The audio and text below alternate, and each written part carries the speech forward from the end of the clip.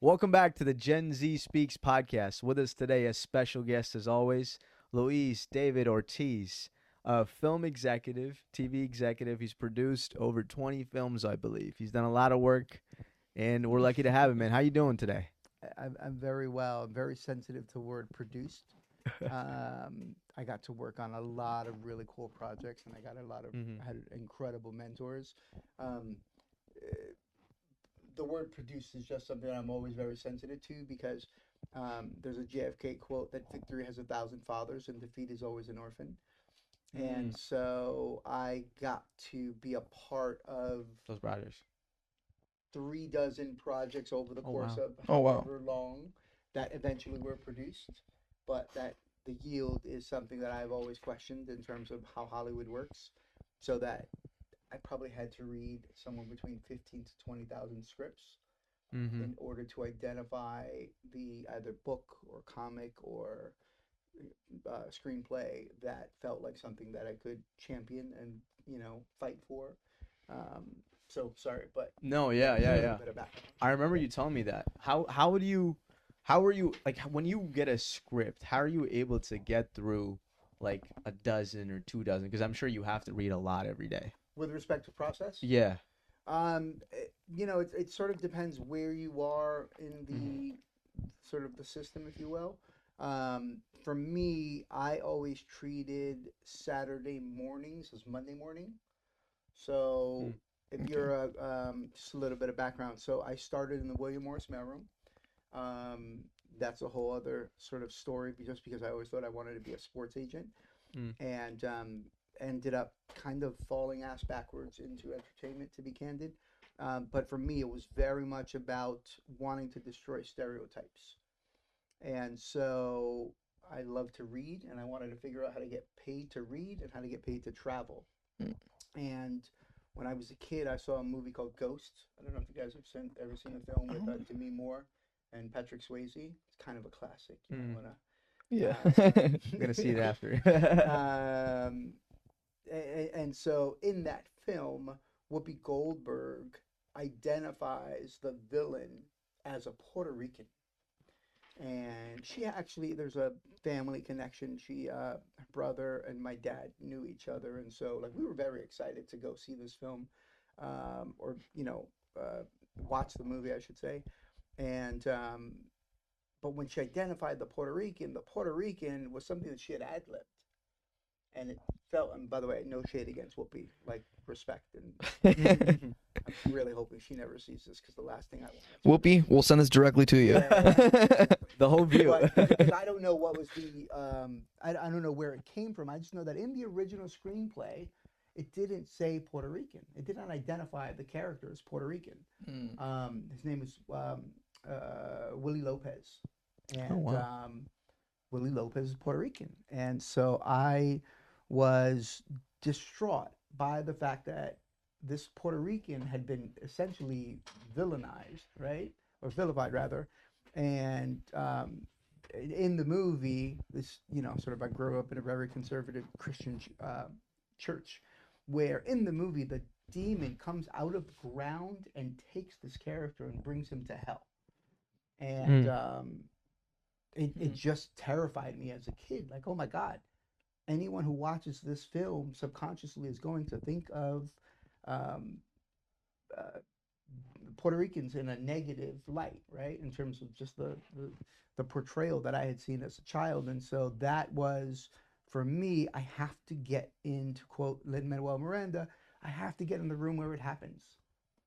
And so I knew that I wanted to do something media related. I did advertising. I worked for, did a summer internship at Goldman Sachs in the Communications, Media, and Entertainment Group, the CME, down on 85 Broad. And I knew that I needed to do something in entertainment. And thankfully, my family, my dad was a chauffeur, and his boss's sons are filmmakers, Mm. Mm. and I ended up getting a job at William Morris. And I didn't, again, there's a longer version even of that. So I apologize for the sort of long-winded answer. But I needed to find out about the screenwriting process. I needed to Mm-hmm. understand what that meant.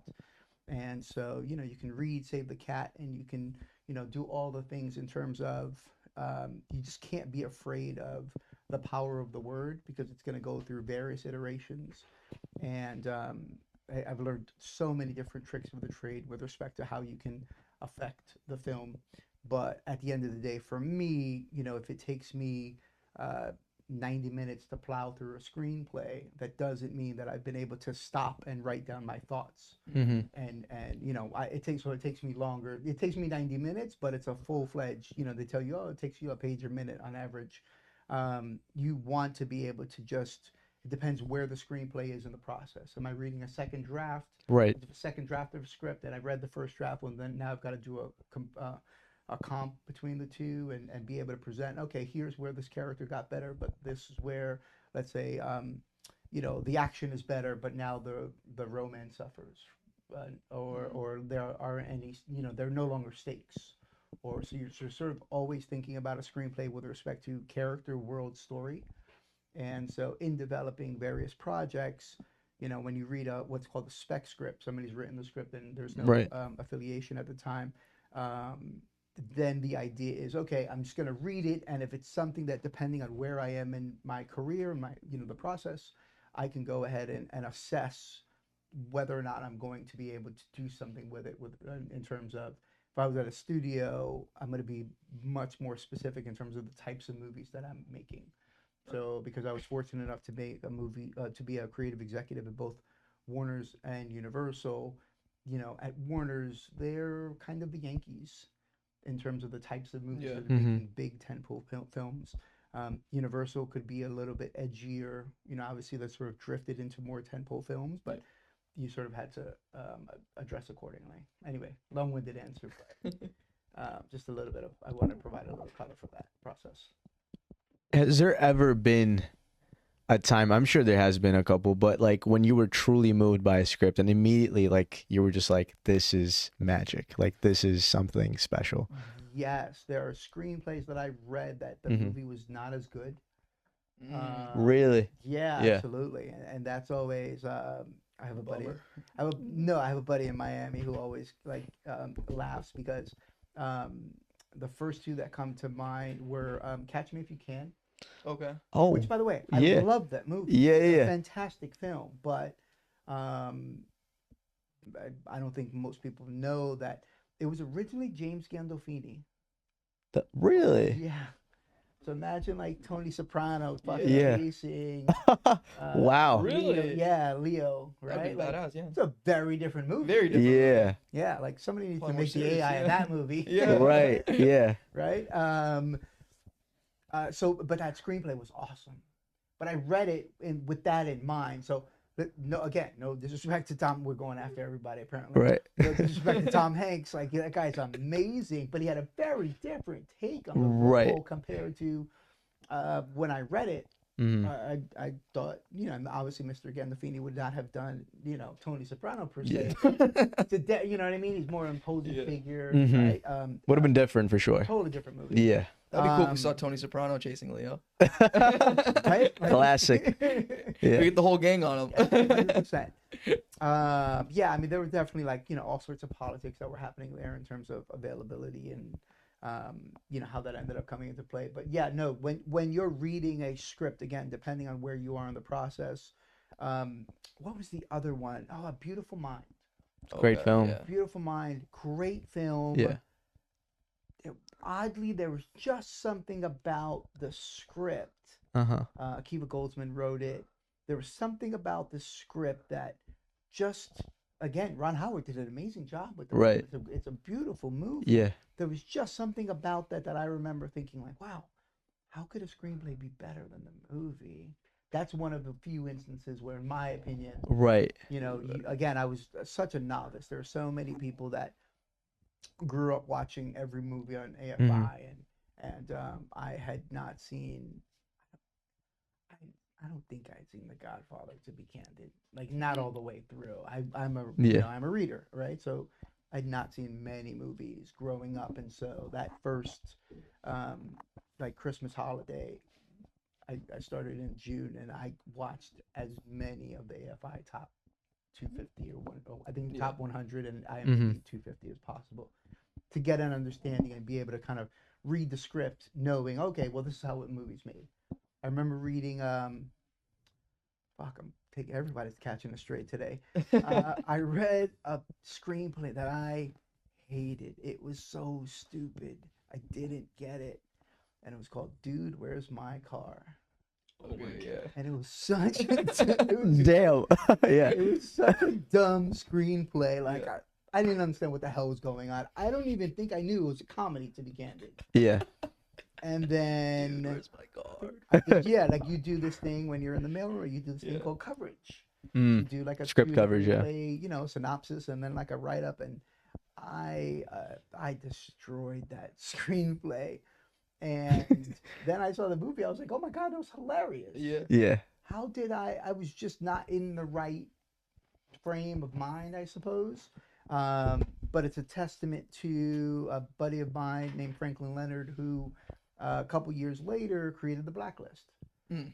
And, you know, that was something where I was very fortunate to be a part of the original, I think, 76 Oh, wow. executives that he emailed and said, like, look, send me your best unproduced screenplay ideas. Anything that you've read that you've loved, you know, shoot it over to me. I'm doing this thing. I'm still kind of figuring out what it is. And his analogy was that essentially you're walking into a library, and none of the screenplays have title pages on them. Mm-hmm. So you're sort of just reading everything cold, and you're just trying to figure out how can you best determine what the best properties are. Do you feel like knowing behind the scenes kills the magic of the movie when you're watching? Repeat that question. I want to make sure I understand it. So like when because you know the whole process now, right? The reading process, the production of it, and all of that. And obviously, I mean, we know just by being outsiders that there's a lot of hiccups that happen, or a lot of things where you're like, oh, we have to tweak this or do that. And then when you watch the movie, like for us, it's like great. But I don't know, for you or for people in the industry, does it kill that magic? So I struggle with watching anything. Okay. 100%. But that is unique. You guys were talking at a previous podcast about Jake Gyllenhaal. Yeah. And Jake, this is not towards you. We're coming for you. Yeah. Maybe a little bit. No, you guys. We lean in. No one wants to make a bad movie. Mm. And that is something that not everyone thinks about, because there's a certain level of expectation that you have with respect to, I have paid a subscription for this, right? Like if it's a Netflix thing, or if it's if I've gone to the movie theater, there's a certain level of expectation with respect to quality. And so I mean, I'm sure there are instances where there are people that don't care, but my experience has been that whatever it took in order for that screenplay to make it to the theater has been a combination of what I call leverage and momentum. Yeah. Where there are people that have been championing this particular project in some way, shape, or form, because they are so passionate about telling this particular story and portraying these particular characters, and they were able to just constantly push aside all the distractions and do whatever it was that they could. And quite frankly, it not to say it takes a village, but it's a miracle that any movie ever gets made. It really, really is. And that often happens in three particular, in my opinion, that happens in three particular segments with respect to the development process, where it's just on the page. Sometimes that starts as a pitch, and then somebody does a deck, right? And that's that part of the momentum to me is the hardest. If you actually have a screenplay, then hopefully enough people, right, via the Blacklist or something else, enough people are able to kind of vouch for it, if you will, and say, oh, I read this and it's really great, and here's where I think it could, the type of demographic that would respond to it. But the most magical part, and quite frankly, my favorite part, is the edit. To sit in the edit and to have a conversation with, the director and the editor, and say, can we just try this? Yeah. And we try different versions of, 2 or 3 different moments, And you know, really, that's the finality, I think, of it all is my favorite part. I think editing can make or break the film. Yeah. 100%. We've noticed that we made some short films and when we're in the editing room, we're like, wow, like I thought I did such a bad job, but Yeah. we can actually fix this by just doing that. Or you vice know? versa. Yeah, or vice versa. Right. We 100%. thought we'd have killed it and then we were like, Right. wow, there's Right, no other right. way around it. Well, Yeah. and so that's kind of I can't get too much into what I'm working Yeah. on now, but the testing process is for me so critical to how you either excite or not depress, but like, you know, the marketing team is looking to see how is the audience going to respond, Right. right? And so you have these test screenings, and I've seen movies. I'm sure at some point we'll come into it, so I'll just tell the story, which I've had two amazing experiences on. I got to work on 4 Fast and the Furious movies, Oh, wow. and I didn't work on Tokyo Drift, but I rejoined Universal. Had come from Warner Brothers, and I don't know if you guys have seen Tokyo Drift, but there's a 26-second cameo by Vin at the end of that movie. Mhm. And Jeff Kirschenbaum, my colleague, would know the specifics because that was actually his baby. But you know, the first movie tested at whatever percent, and then the movie with Vin's cameo tested at X plus, right? Like it did that much better, and it gave the studio that much more confidence to not only release it theatrically, because most people don't know Tokyo Drift at one point was going to go direct to DVD. Yeah, Interesting. That's like Which- everyone's favorite Fast and Furious now. Yeah. it's insane. And so again, Justin and Kirsch and Neil and all those guys will know all the specifics.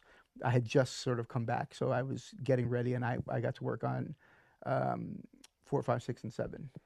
4 at the studio, and then on 5, well, on 4, and again, I'm trying to tell the shortest version of it, but on 5, on 4, on Michelle Rodriguez's character is killed, right? And or killed, I should say, right? Yeah. And then I remember Chris Morgan, the writer, was, you know, doing the funeral scene, and he's like, Letty Ortiz.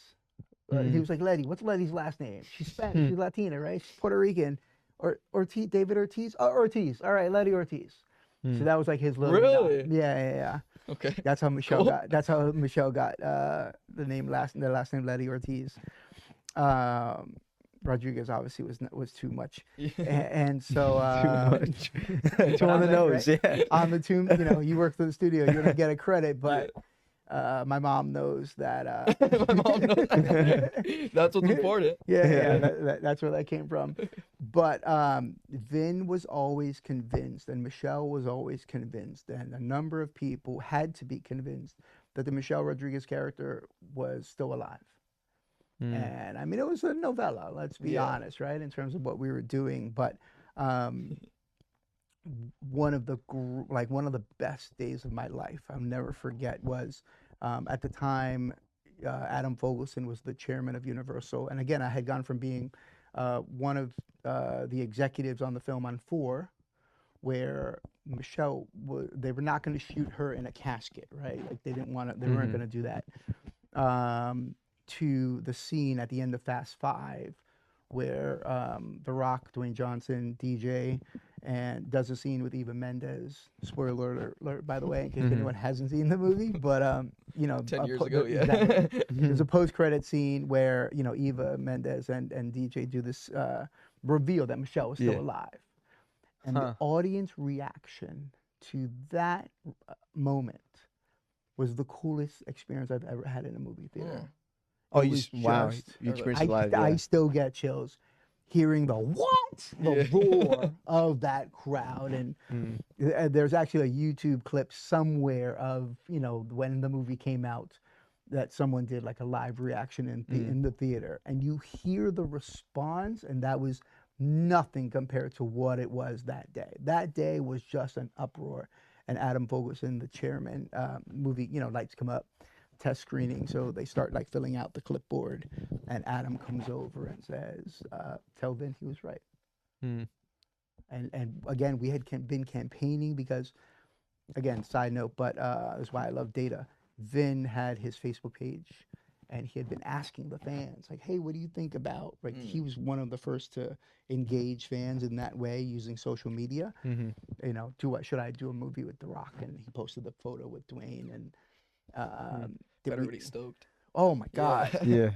I never knew there were so many different ways to spell Dwayne's name. Like why, no why, right? Like, where's the Y go? Some people spelled it like Dwayne Wade, but you know, I did like a sort of statistical breakdown of all the different versions of all the people that people wanted to see in those movies.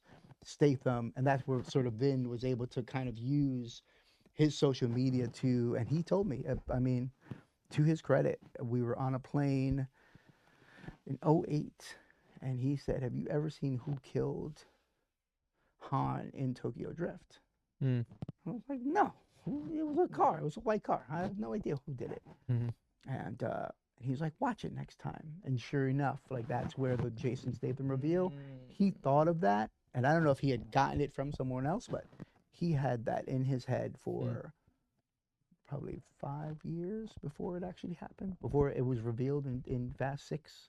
So again, it's all about having that conversation with the audience and getting their response and the finality of all the things that you can cheat in post-production. That nobody wants to make a bad movie. Everybody wants to make the best version of the movie possible. It's just it's a challenge because sometimes ego takes over for certain people. So when Fast 5 came out, no, you're good. No, yeah, that's fascinating. Yeah, it's really fast. When Fast 5 came out specifically, I mean, I was 13, 14 or something, and I was like, this is it. Like that, there's no more Fast movies, right? Yeah. And Paul Walker, all that. How was that when Paul Walker, he passed away? How did that affect the whole process? So again, full transparency. Because and this is exactly why I don't say I produce these movies. Okay, right? yeah. Like I would never. Neil Moritz is the producer of the movie. Then came aboard as the producer of the movie. Samantha and Amanda and Neil and Michael Futrell, like they're the ones who produced the movie. For sure. For me, it was always like, oh, you know what? It would be cool is this moment where, right, like so and so shows up, and so it's a team effort. It's very collaborative. Right. And again, Justin and Chris, and I don't want to not name someone, but that it's funny. Like whenever someone brings up Paul, when I think of Paul, I think of a guy who I think of moments that are not related to the movie, oddly enough. One day he was coming to meet Vin, and Vin wasn't there yet. And that dude just sat in my office and just talked to me like this. Just, so what's going on? Blah, blah, blah, right? And we talked about his kid and surfing and like just a regular dude. Yeah. You know, in my mind, I don't know, I obviously would never want to be disrespectful, but like in my mind, I just think of like he's off shooting somewhere, right? And I just haven't seen him in a long time. And I think that's part of why See You Again became such a hit, right? I remember Vin's mom said to him, I don't want to misquote Dolores, but she said something like, it's a shame that the world has to see you mourn, right? Because it was something that was so personal and still so something that, like, again, you know, the movie the Seven was such a tribute to him. And if you remember that trailer, right? Like that trailer was something that people didn't, you know, that trailer to me was just, and the whole movie is just I think a beautiful tribute to him and to their brotherhood. And obviously like the theme of family is something that now they're drinking games to it. But it was just a wonderful thing. And I'll tell just quickly my favorite Paul story. Vin and I were in New York, and I can't remember if we met his sister there or there was an earthquake in Haiti. And I believe the president, and again, hope nobody holds any of this, like, I'm doing this to the best of my memory. We're going to fact check all this. We have a fact checker right there. I've had a lot of edibles in my life, so I'm just like, sorry, Mom. I feel like there are, I'm gonna go with most of what I've got is pretty, accurate. Definitely more than like 76%, but That's good enough. yeah. Anyway, there was an earthquake in Haiti, and not to talk about something like in a joking way, but the earthquake in Haiti happened, and there was an issue with respect to supplies going into the country. And obviously, Haiti and the Dominican Republic share a border, the border of Jiminy. And Vin was asked to be a, I guess, ambassador, for lack of a better word, like help bring the supplies in because they wouldn't open up the border. Haitians were concerned that the Dominicans would try to take over the country, and we were like, oh shit, what? Hold on. But we, again, paraphrasing, but I just know that there was an issue with respect to the supplies. And so Vin and his sister Samantha and I went down there, and we brought baby formula because they didn't have access to baby formula. And this is not like a secret, but there was Vin and Paul got on the phone and spoke about it, and Paul got on a red eye, I believe, with like 3 of his boys, with Brandon and 2 of his guys, and they showed up like the next day, and stayed. Like they were there, just helping however they could. Like slept over on a field in like a tent or sleeping bags, and again, in my mind, in an alternative universe, probably like that's what he's doing, and that's what his organization, Reach Out Worldwide, is doing, and his brother Cody now continues it here. But it's a beautiful thing where out of that type of a tragedy, his spirit continues to live on and help people in various circumstances like that. I think it affected a lot of people. He's one of those guys. It was like a River Phoenix, or like a Robin Williams, like where you just felt the mood, right? Especially if you're in the car community. Fast and the Furious is like a saving grace to everybody, Sure. And when that happened, I was like, wow, it's tough. Yeah. What has been the most fulfilling part of your journey? I know you mentioned that reaction in the audience like 10 years ago, right? Like seeing that, is that the most fulfilling part of the job, or what is that for you? So to go back to the Willie Lopez ghost story, which love that you guys haven't seen it, but I'm looking forward to hearing your reaction. Yes, we'll check it out. So the destruction of stereotypes is why I came. And I was very fortunate to be a part of, depending on who you ask, right? Small part, big part. A part of a group of individuals who all were seeking to help with respect to representation, because first and foremost, good business. Because when you look at like the movie theaters that do well, they tend to be in areas of integrated communities, right? In the Bronx, Bay Plaza, and so for me, being able to say, okay, starting with the screenplay, starting with the script, starting with helping, like I hate the term "pick your brain" because it just reminds me of like a carcass somewhere in the desert, but I love helping mentor and speak to talent, whether in front of the camera, behind the camera, and help have a community, have a dialogue, be able to communicate and share. And very early on, I met my buddy Jesse Torrero, who's a video director and filmmaker, introduced me to the rapper Fat Joe. And I'm Puerto Rican from the Bronx, like Joe's the dude. And this is literally day I just gotten promoted, and shout out Raul, we love family. But Joe says to me, David, you've got such an important role. And again, this is not tooting my own horn. This is just full facts in terms of the level of responsibility that I felt, because I did, like, somebody interviewed me for the LA Times, and they're like, you're the first Latino executive at a studio, blah, blah, blah, blah. And I was like, listen, I don't know if that's true or not, but I promise I won't be the last.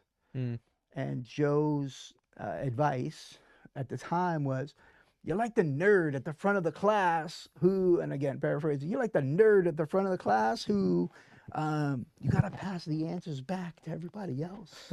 Like take the test and then pass the answers back because we don't speak this language. We don't understand what, what the teacher's been saying because, some of us are not even able to be in that room. And so I've honestly been reluctant to do many. I used to do panels or what have you, and I don't do this type of thing often. Good luck finding the other ones, by the way. But or the other one, I should say. But for me, it is very much about having a conversation with talent and filmmakers, and I grew up in Biggie Smalls says, "Stay low, keep firing." So for me, it was very much about understanding where we as a culture need to go and what are the keys that we need to be able to navigate. So like if my group of my circles of friends happen to be able to kind of understand what's necessary, I think right now we're in an age of nobody knows what to believe that we're seeing, right? Like we watch something and we question, is that AI? Right? Like, is that a skit? Is that a prank? Is that real? Is it real? Did somebody ever, right? Somebody ever really say that? Right. And so I'm very, very concerned about what that does with respect to the perpetuating stereotypes, quite frankly. And at the same time, I also feel like there's an emotional toll that takes because we do know that there's so many bots out there that are out there just, whether it's on, certain social media platforms where they're just stirring it up. You know what I mean? Like those troll farms are real. Those are absolutely real. And so I think we all have to kind of know when to detox and take a break. And, like do we all have a timer? How many times do we pick up our phone? How much are we thinking about that? So that's very much for me the plan with respect to what is my purpose and what's gratifying for me is to kind of try to be as much ahead of the curve as I can with respect to what's next. And accepting my responsibility with respect in terms of supporting filmmakers however possible, encouraging filmmakers however possible.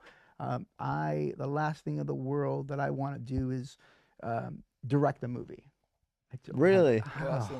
You don't want to direct a movie? I got to be honest with you. The last place in the world I want to be is on a set. Really? The irony.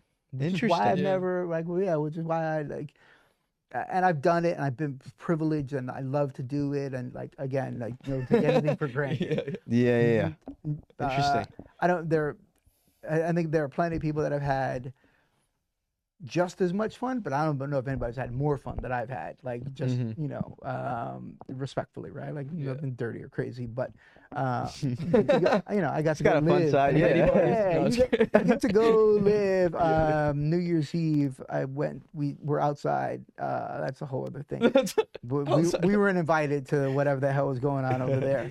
Did he? We got one. Yeah. No. There it is. He did a New Year's Eve show when I was working with Pitbull. I did that for 3 years, and listen. I don't know any of it. I never saw anything. I believe you, man. I believe you. We believe you. But again, we're living in a world where nobody knows. We don't know. For the sake of posterity, like we're sitting here and we're recording it, and we know there's a digital footprint, and half the people watching would be like, "Oh yeah." He was probably the Diddy parties. Yeah. Right. He was probably behind it. No. He was right. So that's where, to me, that's where the data and the testing are all going to come into play with respect to what people believe, what they don't believe, where there's speculation, and then it's being fueled by haters, right? So like if you read Critique of Pure Reason, Immanuel Kant talks about intent. What is the intent of the individual, and whether they have good intentions, bad intentions, and then sometimes people want you to do well as long as you're not doing better than them. Right. So that's Robert Greene, he says it a lot. Yeah. And so like let's make sure that we're really thinking about 48 Laws of Power. So let's make sure that we're thinking about surrounding ourselves with the best people who have that we have good intentions for them, right? Just Yeah. as much as they have for us. And how can we go ahead and do good by protecting the people that unfortunately are maybe in situations where they can't. So again, like to sorry for again another long-winded answer, but for me it's very much about trying to provide the information that I know, knowing that I know nothing. At the end of the day, I only know things that are based on my perspective and my experiences, but I feel like I was very fortunate in many ways. And yeah, I mean, look, I grew up in the Bronx. I dealt with a lot of crazy shit.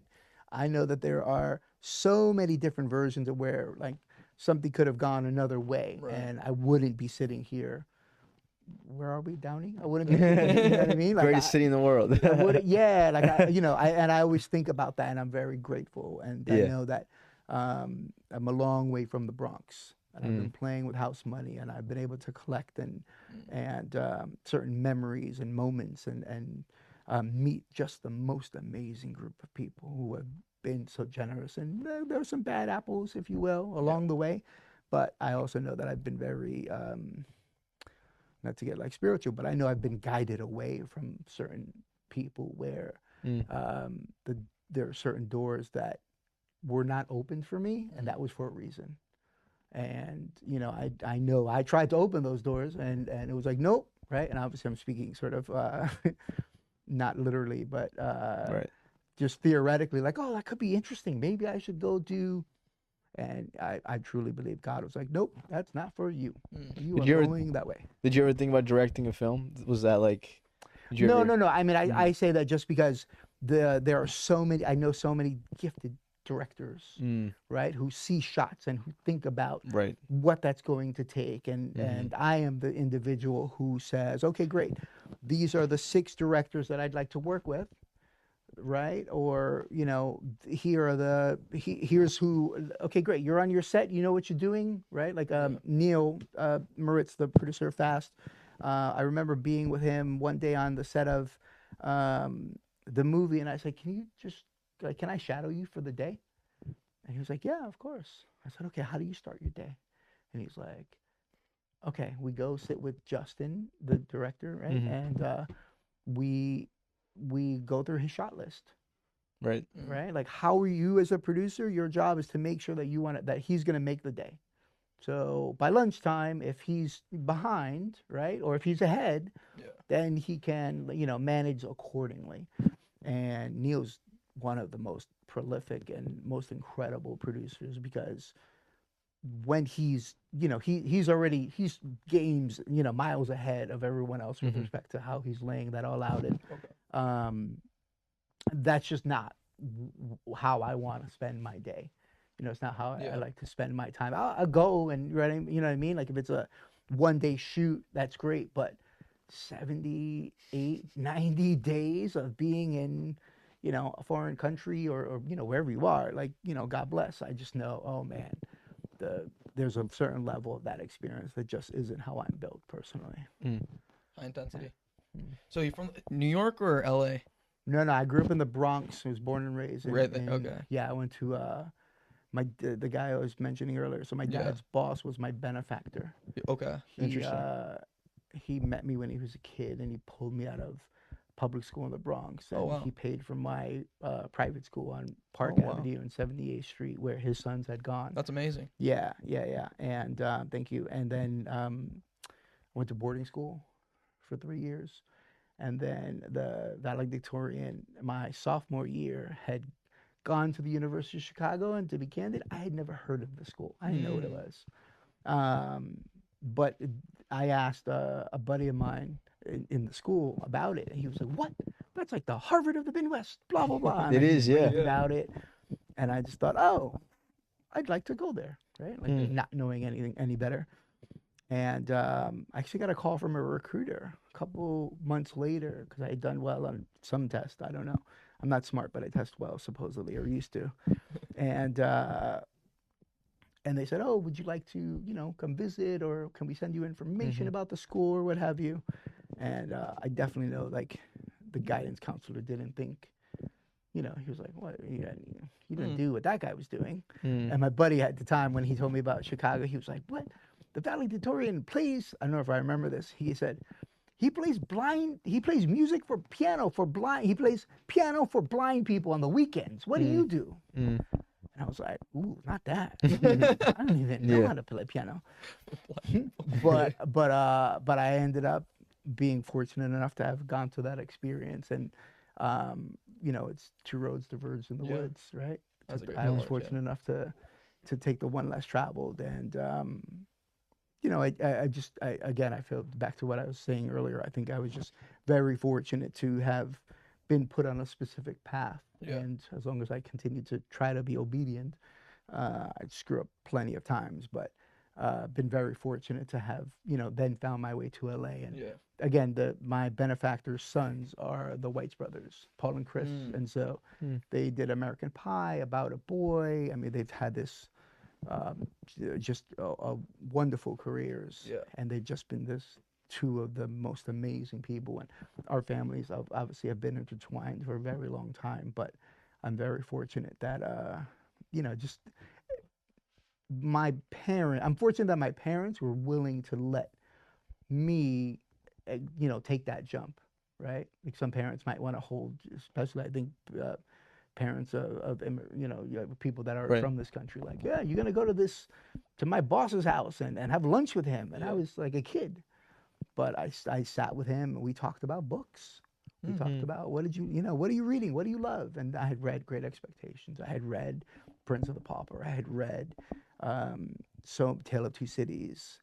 I read all the Little House on the Prairie books, and the you know, adapting those books into a TV series was also part of like what was my draw, because if you could take a book and tell a story and then make it into a TV series, well, then you can help change, inform culture, and Right. inform perspective and opinion. Yeah. Did you want to take the 30-minute break or the break at 30 minutes? No, we're good. Okay, Yeah, okay. yeah. What you said, you worked with a lot of filmmakers, right? Your job is to bring people together in certain ways. What are some traits that you see young filmmakers embody that you're like, wow, okay, this is what makes this person stand out compared to this person? You know, like what are some special traits that you think young filmmakers should have? Great question. I would say confident humility, Mm. where it's important to have an opinion, but you need to understand the fact that this is a collaborative effort. And so, if you're going to sort of like reach a certain level, if you will, you need to be able to take the notes, right? Here, hey, look, I read the script. Here's what I think about it, and make the other person feel like their notes were heard, considered, even if they weren't implemented. So, look, I think we should, you know, like we were talking about the editing, right? Like, hey, can you try this? You know what? I tried it, didn't work. Great. You know what I mean? Yeah. Like, as an executive, that's your job. Your job is to try to find the logic so that if an audience struggles with a certain scene, you know that you had that conversation and you go, okay, great. Well, how much? And you don't want to be on the nose. You don't want to, you know what I mean? Like pander to the audience, certainly. So there's a fine, delicate balance there. But I think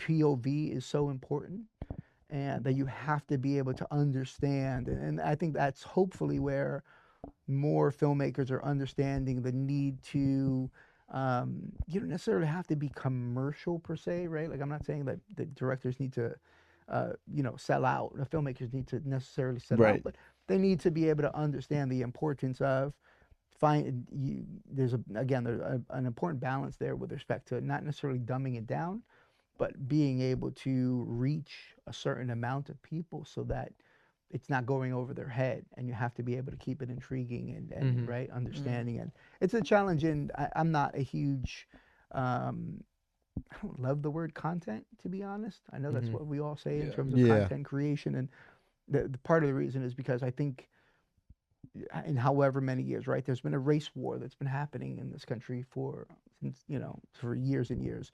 Obviously, there's a culture war, right? There's a gender war, and now we're on the precipice of a content war. where you have the studios that are fighting for, they're making content hundreds of millions of dollars, spending to produce and then market.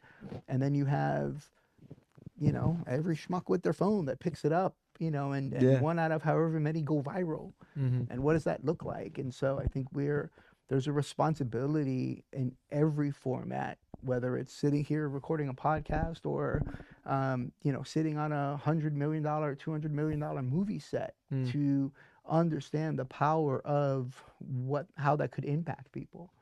And I think that's where there's opportunity to educate, but also to listen and understand the perspective of whoever else is fortunate enough to be able to share that opinion.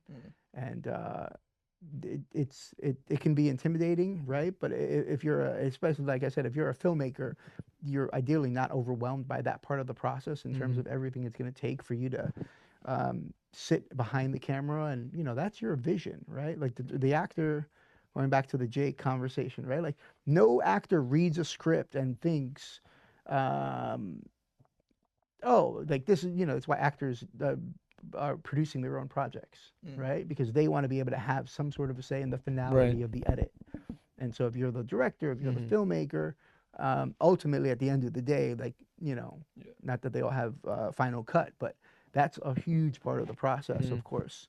And so I think the confident humility to be able to take in what everyone else is saying, but also adhere to their vision for what is the story that they want to tell. So that, like, I'll give you an example. The last movie that I worked on was a really, really talented filmmaker from New York. Sorry, she's from San Francisco, but she went to NYU. And during the Kavanaugh hearings, she spoke to her mother about what life was like pre-Roe v. Wade. Okay. Right? So early 1970s. And it was a screenplay that she did a short film, and then I read her screenplay, and I said to her, I got to be honest, like, if I had read the screenplay and I had seen the short, I definitely would not have, like, agreed to work on this movie. Really? I would have passed. Like, I know that my own head I wouldn't have been able to do that. But she showed me a first cut, and I said, okay, where are you in the process? And she was like, I feel like I've lost it a little bit. Like, I'm not really sure. And I was like, I see what I feel like I see what you're doing, what you were going for. Happy to, help you. This is the first cut of the feature. First cut of her feature film. Okay. Yes, thank you. And it was an independent film that she co-financed, and there was other sort of stuff happening there, but she had a vision and a voice. And there was just something about that particular project that was, it kind of just stuck with me and ate at me every day, to the point that I mean, definitely my mom had gone through a similar situation with respect to women in that time period couldn't rent an apartment without someone co-signing, without a man co-signing for them. Oh, So wow. we're talking about The 70s. not long, 70, 50 years ago. Yeah. So the father or the husband needs to co-sign for the apartment. Interesting. Right. And so, those are like elements of things that she depicted in the story. And there were just a handful of shots, and it just felt like, wow, this is a story that needs to be told, even if it, just ends up being an independent film that lets this filmmaker one day get representation. If she gets representation, that she's a voice, then it will be worth it for me to help. And it ended up getting accepted to South by Southwest. It was one of 8 films. That's huge. Yeah. It ended up open. It was one of the only 8 films that got selected in the competition for South by. Yeah. It's one of the biggest film festivals, yeah. Yeah, and then a buddy of mine who is a founding partner of an agency called Verve called me. And he's like, Ortiz, I thought you were really doing movies anymore. And I was like, I'm not, man. It's like, try to get out, they pull me back in. I was like, I'm not. I met this young lady, and she's so special, and she's a voice. She's a voice. I absolutely had to, help in whatever way possible. And she's actually Sony, one of the executives at Sony saw her movie, and now she and then she rewrote the script for On Your Feet, which is the Gloria Estefan, Emilio Estefan story that was on Broadway. Okay. And so now she's directing a movie for Sony. Nice. That's So awesome. Amazing. Yeah. Yeah. So to, you know, and HBO Max ended Yeah. up buying that film. The title's a little controversial, to be candid, because it was based on a Janis Joplin song, and so people kind of Gotcha. were. I don't think it was embraced the way that we had hoped, because it's women is losers. Not only grammatically an issue, but Right. that's Yeah. part of what. It's also kind of like what Point. stands out about it. Right. and Yeah. it's what got people to read it, right? Yeah. But my favorite part was that I'm watching this movie and the male, he's sort of like the male lead, but the male supporting lead, right? Because there's also Brian Craig does a great job as like the romantic interest in the film. But there's this guy that you're just like, man, who's that guy? That guy's great. Who is he? And Simu Liu, who ended up being Shang-Chi. Right. Right? Yeah. So she Yeah. put him in his first American feature before Marvel found him. Wow. What a small world. Right? Yeah. Yeah. And so How'd you What- find that's him? what it's Just about. like, what's that? That, to me, that's what it's about. Yeah. Right? That's what it's about. Yeah. You help these little guys, and then they're going to become That's somebody. You see what- them. Yeah. Yeah, that's what it's about. The fact that she identified Yeah. him, and so that to me was like the confirmation of, oh no, she's got an eye. Yeah. She knows what Yeah. she's doing, right? Like my job is to just provide as much information as I can, and then get the hell out of the way. Mm. Like just not to be an obstacle. Just like, all right, great, go, Yeah. go do your thing. So to me, those are the types of things that I look Mhm. for in filmmakers with respect to. Again, I've never actually said confident humility, but I don't it's a even know cool if that's a term. thing, Yeah. but yeah, let's Google it, see if it exists. Not to beat the dead horse, but the whole Jake Gyllenhaal thing, I've had this conversation. Not just him, right? He's just Sure. the example, right? Sure. What happens to actors where, I mean, if they don't want to make a bad film, but then it happens, and then it happens again, and then it happens again, and then it's like, is it the money that like intrigues them?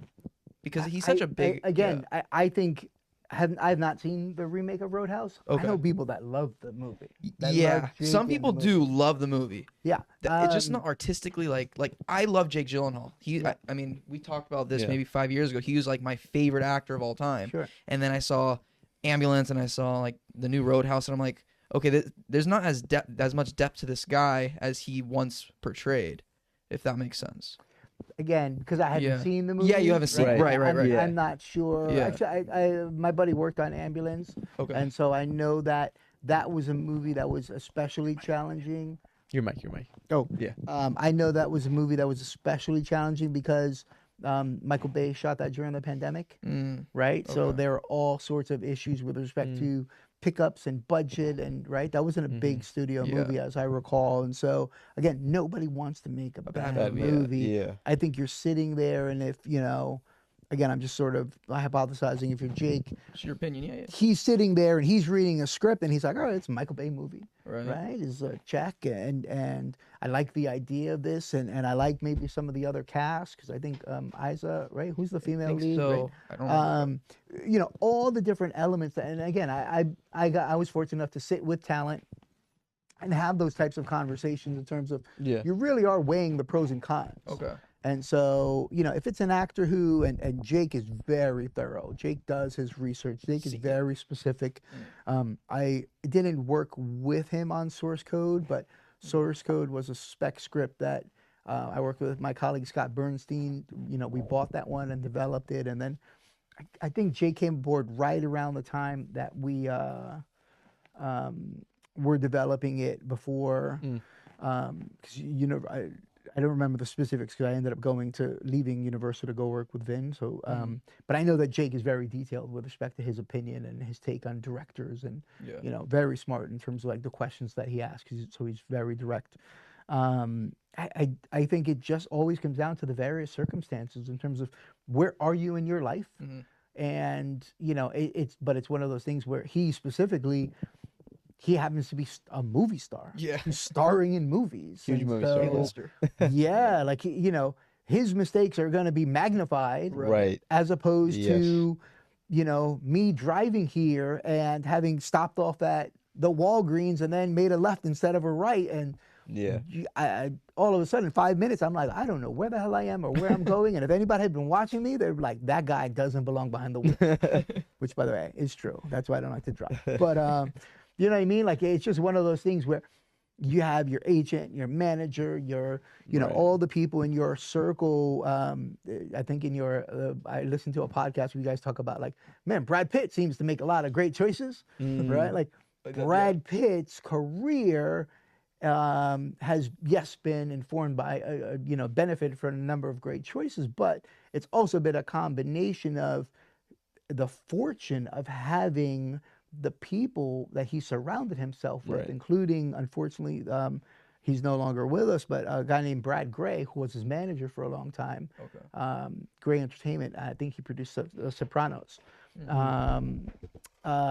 Dee Gardner and Jeremy Kleiner, who run his company Plan B, like, they are brilliant at what they do. And, Plan B is amazing. yeah, like Jeremy and I came up together, and I think Dee Dee was an exec at Paramount before, and they're just so brilliant, such smart people. Like, they've been very, they've been wonderful in terms of, you know, like how they put together that process. Yeah.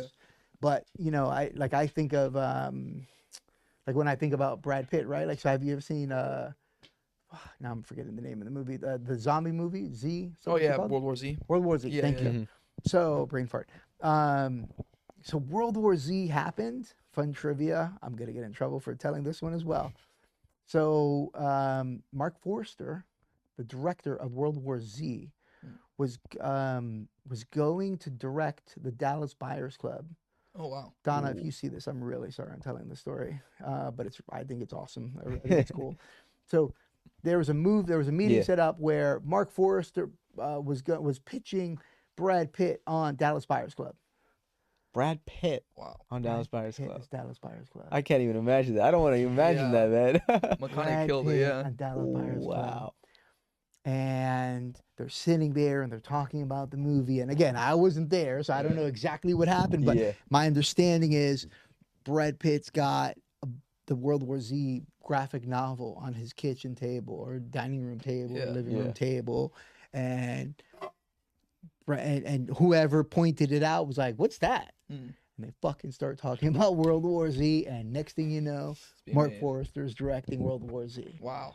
And that was a Paramount movie. So because I was at the time working for a woman named Donna Langley, Donna was like, what the fuck? I just set up a meeting, you know? And I was, because she was the champion of Dallas Buyers Club. Okay. Wow. And, you know, that was her project. She had, I mean, I listened to those tapes of the story of this guy, Ron, who, you know, was recording his life essentially. Yeah. And all fell apart.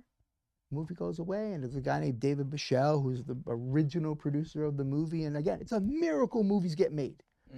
Because in every circumstance, if you're, you know, right, like you're looking at that situation, you're like, holy shit, I'm gonna make a movie with fucking Brad Pitt and Mark Forrester, and next thing you know, Taken away. Yeah. and another studios has it, and you're delayed at least 2 years, right? And so It's cutthroat. Yeah. no, Wow. well, I don't even think it's cutthroat. I think like people are creators and they're artists inherently, right? And you're just trying to make the best decision that you can based on the information that you have in front of you, as informed by the various perspectives. That's why I kind of think William Goldman's right. Like, nobody knows anything. To your question, though, I think like a career of an actor is like an athlete. Like, it has ebbs and flows. Like, there's moments where you're like, I don't want to say exactly like an athlete, because an athlete definitely has a physical peak, right? Like 35, 40, you're basically past your prime. But I think like you said, it's about who you surround yourself with. Like, I can name you some players that just shined under like other teams in the NBA, where just they didn't shine when they were playing for this coach or that team. Like, LeBron brings out the best in so many players. You know, like, if they were to play somewhere else, they would just not be the players that they are, because he helps them bring out the best in themselves. Yeah. And I think like a great manager, a great agent helps you bring your best, and they know your weaknesses and strengths, and they help you. So maybe that, I don't know if that Jake situation is corresponding to his representation or whatnot, but I do think like an actor's career often like mirrors athletes. There's times where you're doing amazing, and then there's times where you're just not performing, and that's okay. You just got to get back up the next day and play the game. Yeah. Yeah, it's true. It just gnaws on me because it's like I can understand it if like Matthew McConaughey, for example, right? Yeah. Originally he's doing the the love interest, he's always he's that guy, the rom-com guy, right? And then he jumps into exactly. And then he jumps into something more serious. And so that's like, in my opinion, that's like progressing your level of like creativity, progressing your level of like professionalism, whatever it is. And then when you see situations like that, and it's like, okay, like I get it, it happens with anybody, right? You make bad decisions. Sometimes bad decisions can impact your perception of people. But then when it's like it happens again and again, it's like, okay, maybe there's something more to it. And I'm sure there is. And who am I to say anything to Jake Gyllenhaal, right? But an avid fan, an OG fan.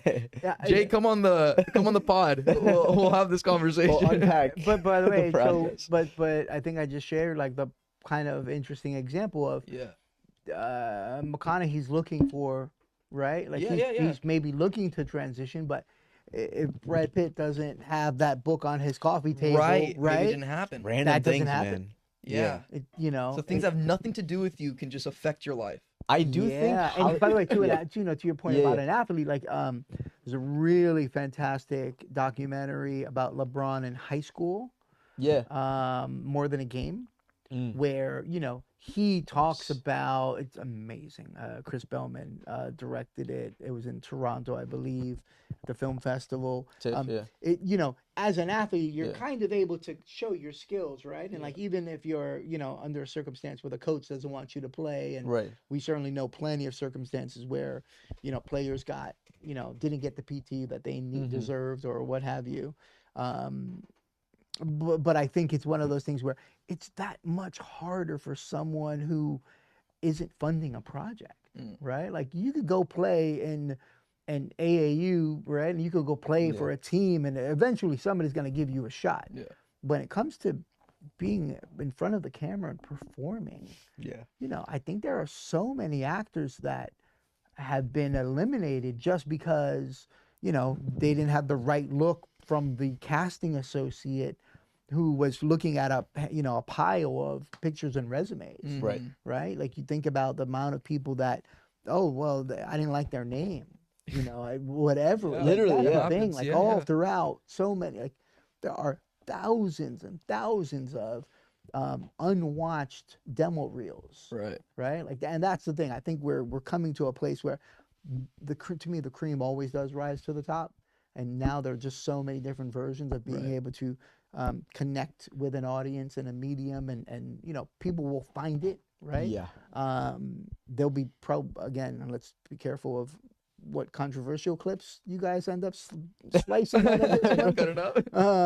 Like I said, I am terrified, but I also just feel very fortunate that I've had these experiences, and frankly, I've been somewhat reluctant to share the majority of them, probably saving them for the book or what have you, book series. But I do feel fortunate that if I'm able to, maybe impart an experience, I wouldn't necessarily call it wisdom, but it's definitely one of the things where I honestly have empathy for the actors who are willing to be vulnerable and willing to put themselves out there and say, like, you know what, I want to be portrayed as a badass bouncer, filling the role of Patrick Swayze in this iconic film that is so beloved by so many people. Did he catch a nice check from Amazon? Sure. Was it the relationship with Amazon? Partially, probably, right? Was it part of his team saying, hey, this is like a good look for you to be portrayed in this light? But again, I think, even post-COVID, we're like in a really different era. With I think as an actor, you have to be a hustler these days. Like you can be an amazing actor and never get noticed. You can be in the twilight of your acting career and nobody knows who you are. You haven't done like big projects. And I think you have to be kind of like an entrepreneur. Like you have to get your name out there. You have to have relationships in place. And you have to, in this age, I think, make your own projects. Write something or record something where the blessing of social media is everything is democratized. So if you believe you're very unique and you have something unique to offer, and you stay consistent at it, you'll eventually get noticed or form an online audience, and then maybe get projects that way. I think there's definitely more ways now than before because of social media. Yeah, I would agree. I do think that you have to have try to better understand and kind for of sure. surround yourself with a group of people that are going to help you understand the algorithm, kind of like what we were speaking to earlier with respect to not only I think you got to be careful because you don't want the clickbait headlines, if you will, right? Thumbnails, but, yeah, like all the different versions of anything that can be manipulated in some way, and that's part of what I think is especially terrifying in terms of somebody could take a clip and then run a headline behind it that's David Ortiz shits on Jake Gyllenhaal, right? Like David Ortiz. That's a clip. And Eye-opening interview on Jake Gyllenhaal. Yeah. And by the way, some jackass will run with it because they'll think it's Big Papi. Yeah. You know what I mean? Like you might see this on Deadline. It's the most beautiful part of like being ungoogleable. Yeah. But it's also really what's terrifying. Like the problem with a lot of what happens with obviously news articles is a combination of advertising having gone digital, and so now it's all subscription based. And so don't get me wrong, this is not I'm not advocating for mainstream media, but because they had to lean to a subscription model, people only look at headlines, right? People kind of stop reading. They certainly are not going out and buying the newspaper. And so now we're in a place where that manipulation leaves an impression that may or may not be true. We have no idea. And so I think it's our responsibility as artists and creators to do the homework, do the research, go ahead and have the conversations, but also make sure that we're looking at trusted sources in terms of where we're getting that information. So if you're an artist, right, and you have a burning desire to create, well, then you're going to figure it out, whether it's, working in a play, working for a playhouse and making sure that you meet all the directors and eventually they find the right thing for you. Because I think you're right. Yes, of course, now because of the exposure, social media allows you to do that, but you got to be willing to do, I think you should do more man on the street stuff. Yeah. You like that? I did. I was like, oh man. I like that. There was something about what you guys were doing there, and obviously, I saw that it did really well in terms of the views, but there was also some production value to it. You did some narration to it, right? So as I was kind of looking through your stuff, I was like, oh, this is cool, right? This is kind of what you want to be able to do, different. But yeah, there's also another version of it where maybe you take it on the road and you have these conversations with people, and it's part of what you're going to need to check in terms of, to your point, people are looking because they see that it's people of Los Angeles, right? That was your headline. Right. And so, you're probably getting a lot of people that don't live in the United States that are looking at watching that. 100%. Yeah. See, it's funny you said that because so when we started with just a bullshit YouTube channel or whatever, we're just trying different things out, and there was the last video of our YouTube channel, People of Los Angeles. Okay, we took a month. And it was me, Ibrahim, and then our other best friend, Jenish. Okay. And we were just in LA for a month, just right after class, going out there, staying till 2 a.m., just doing our best to get as much content as possible. And then we took another 2 weeks to edit this, right? And more then than that, yeah. More than that. Long. Yeah, it was, I mean, we tried to do our best with it, right, as 18-year-olds. Yeah. And then we put that together. And our original plan was we were going to go from city to city and try to pack all that month in. And now that we knew what we're doing, within a few days. Do you remember that conversation? Yeah. That was the original thing. And then, boom, college happened, and then all this stuff happened, and we did a podcast. We're like, this is more accessible. Well, we actually did a podcast on Zoom. I don't know if you saw any of those videos, but we did a Zoom podcast for like 40 episodes. Yeah. Disassembled. We got the podcast studio, and they were like, okay. But you're right. That was the dream originally, to go from city to city and add that value. Right. Yeah. Now we make films, so now we make films. That's more exciting in my opinion. I get it is. It's fun, but that was fun. That was fun too. Yeah, that was fun. Yeah. Because that was like kids running around like one of the best cities on earth. Sure. And explaining it in our vision. It was pretty amazing. We got to interview people that like the Langer's Deli. It's like one of the most famous delis, in LA, and just understanding that guy's perspective of owning it. That was interesting. Yeah. Yeah. Maybe we'll do was something cool. like that in the future. We should. I think we should.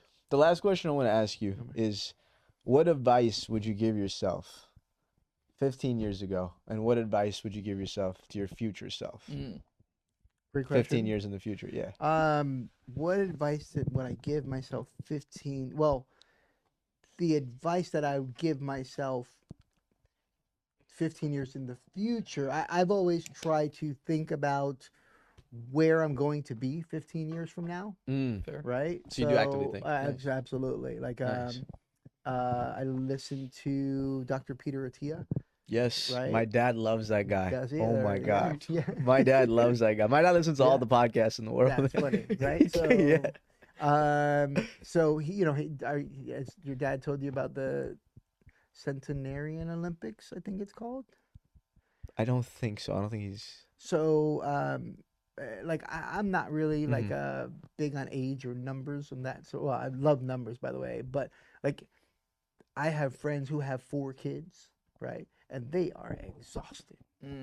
I do not have any kids, Mhm. but I am like, if I met the right woman, great. Like, let's figure it out. Do I want to chase around for whatever? Probably not. Yeah.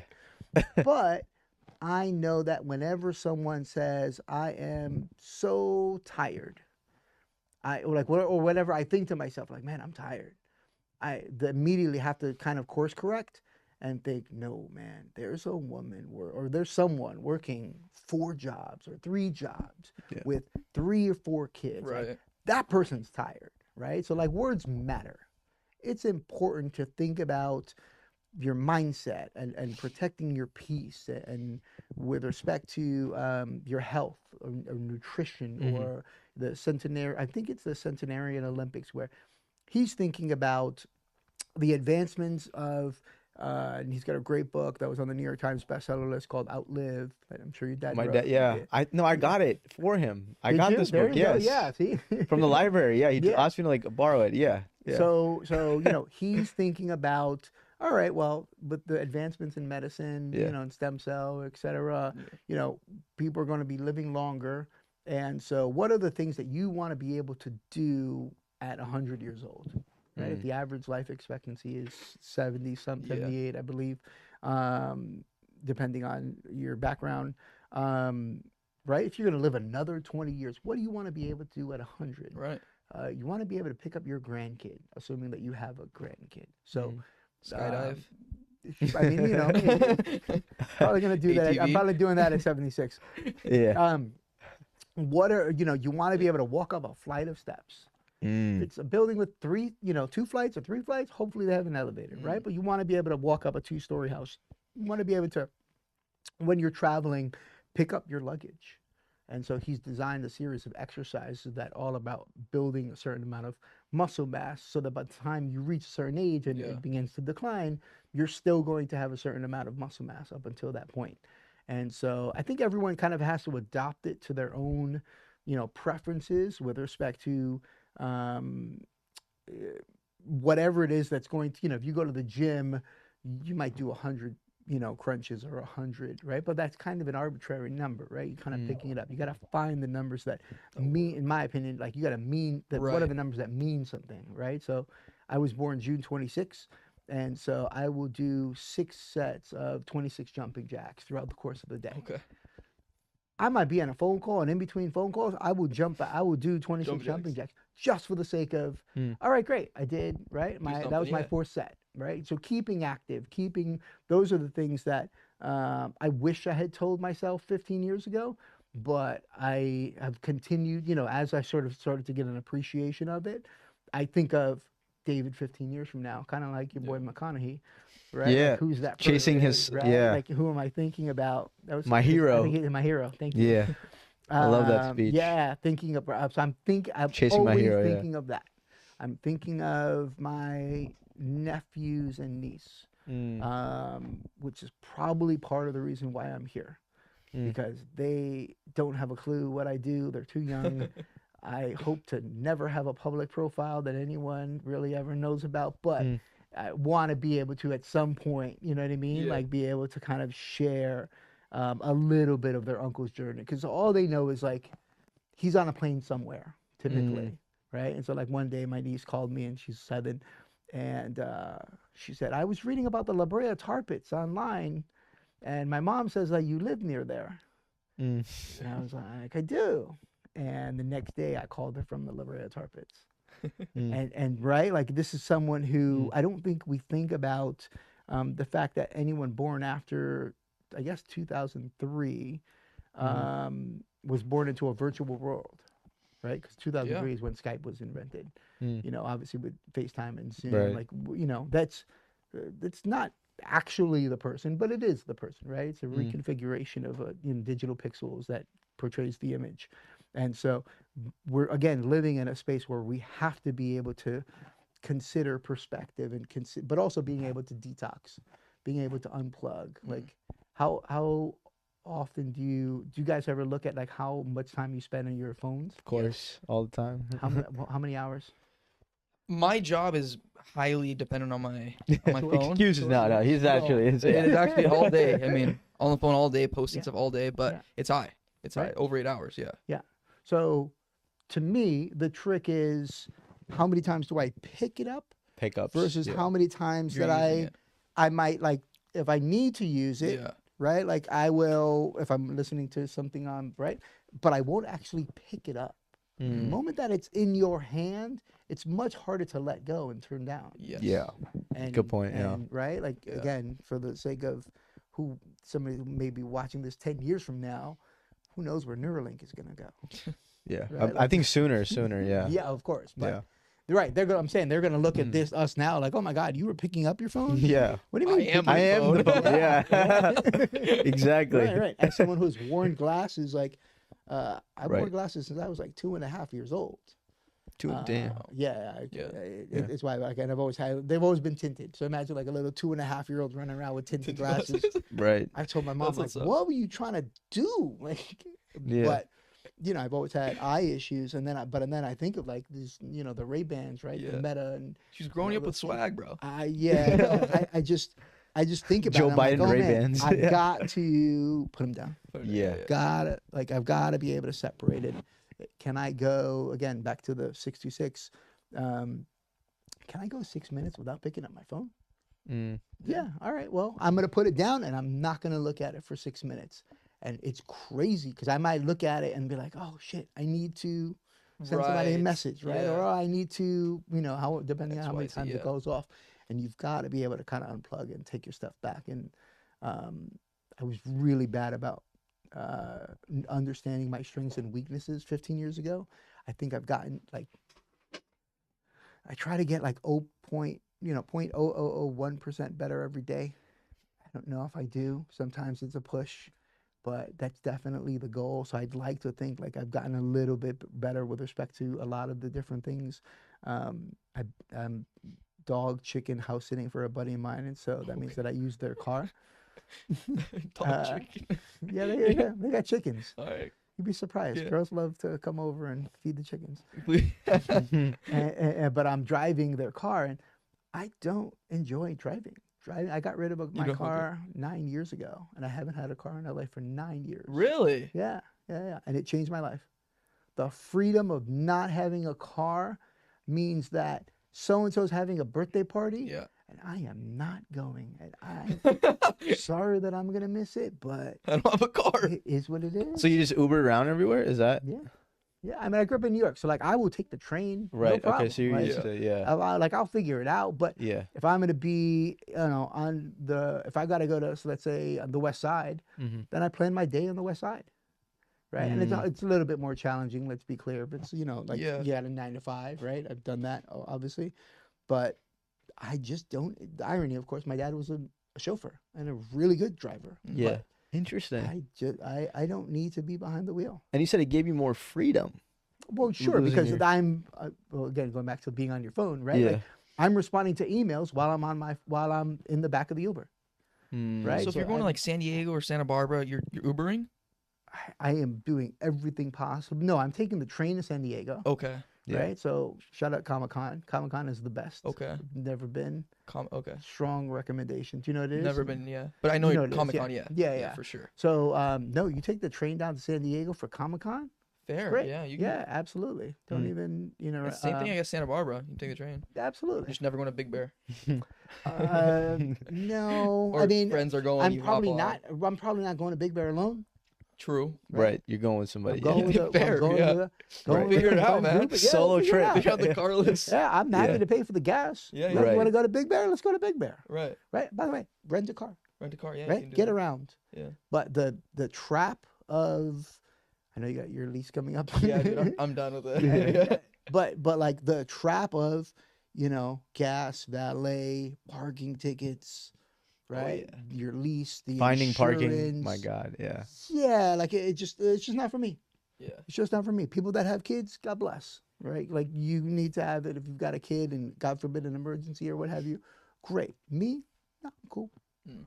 It is what it is, and I again was very fortunate that I would spend such amount of time where I was on the road, Yeah. where I'm paying for a lease for a car that is sitting in a garage. Mm. So Yeah, it just sort of happens. became a thing where, by the way, like I said, that was something that I started thinking about 15 years ago. And then I got into a car accident, and it was probably the fourth time I had totaled the car. Oh. Actually, that one wasn't my fault, technically. Mm. But the other three were. I fell asleep driving over Coldwater Canyon. What? Oh. And sheesh. thankfully crashed into a retaining wall instead of going over the, going over the edge. Yeah, of course. I was driving to work, by the way. It was Oh, like man. 7:30 in the morning. Oh, in the morning. Yeah. That's why you fell yeah, asleep, Fell yeah. asleep, yeah. Yeah. I'd stayed up working late the night before. And Yeah. just, Right.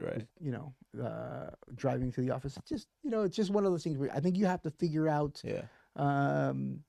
what is it, like jack of all trades, master of none. I try to be a master of, right, the 6 things that I'm really good at. Mm. And then everything else I would like to have some type of an awareness of, but ideally someone in one of my circles is brilliant at, and then we can sort of all have a conversation and they can help me and I can help them and we sort of all go from there.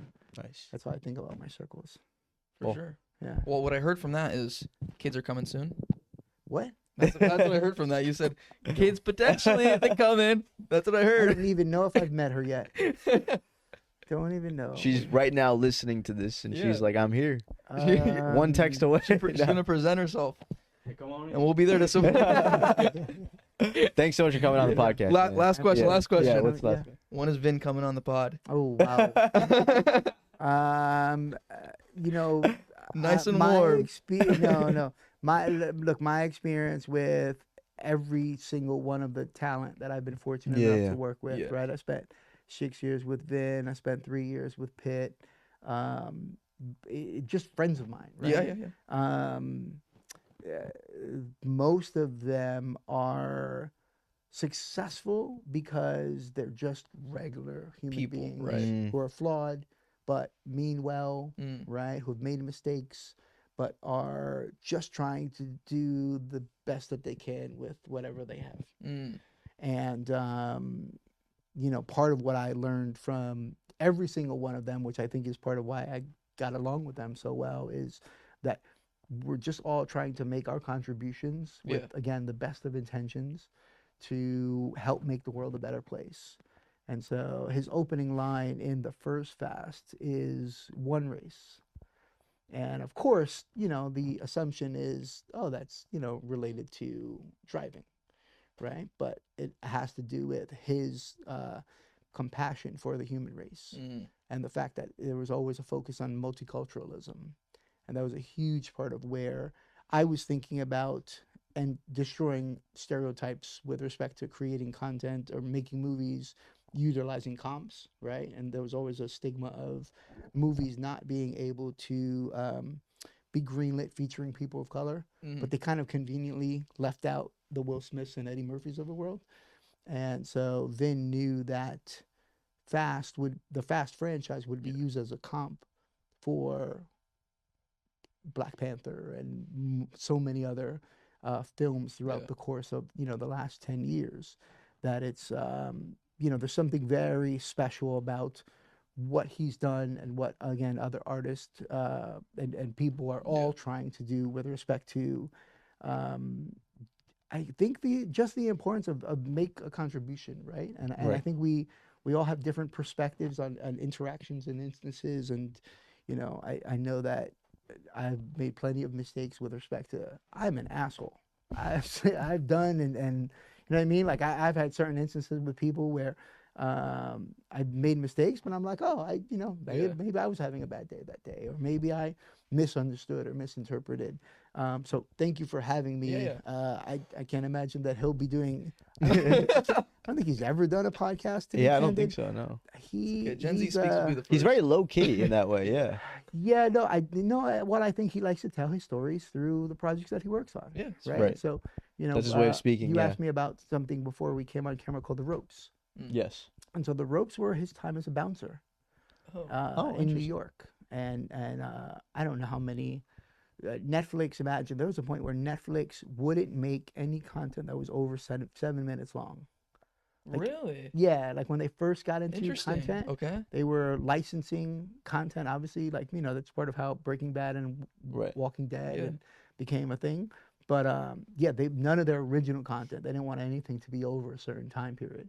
Over 7 minutes? 7 minutes, because that was the average time that people were watching content online. Okay. And so I don't remember the exact numbers, but it was some version of, we were, Sam did a deal where we were doing, 18 7-minute episodes, right? So that's like 126 minutes. Sure. And so in Vin's mind, he was like, well, that's 621 minutes, but why don't we just make, 6 21-minute episodes, right? Like just play with the number and with the cut creatively, and that's conceptually what that would be. And it was just a fun experience to kind of go shoot that like as an independent film, right? That's kind of what he was thinking. Right. But in his mind, they were going, if it was good, people were going to watch longer form content. And that was that was like interesting, because I don't remember if it was Fox Digital or Netflix, but like he was basically telling them, if you build it, they will come. And I think that's how he's, again, he's extremely private. But when the call is there, like I said, we went to Haiti, and Himini, and to help people. He just prefers to do it low key behind the camera, not trying to be right. No, I understand. Yeah, I know, I get it. But again, I'm very grateful that. I've had a whole slew of talent that have helped guide me and allow me to kind of share different ideas and say like, hey, what about if we did this? And you know what I mean? Like, let's try to, for the greater good of trying to help people and inform them and educate them. So it's been a fun ride so far, and there's a lot more coming. Awesome. Yes, sir. Yeah. That's Hope to have awesome. you on again, man. Thank you for coming on, Thank man. you for Appreciate having you. me. Yes, sir. Cheers. Go watch The Pacifier.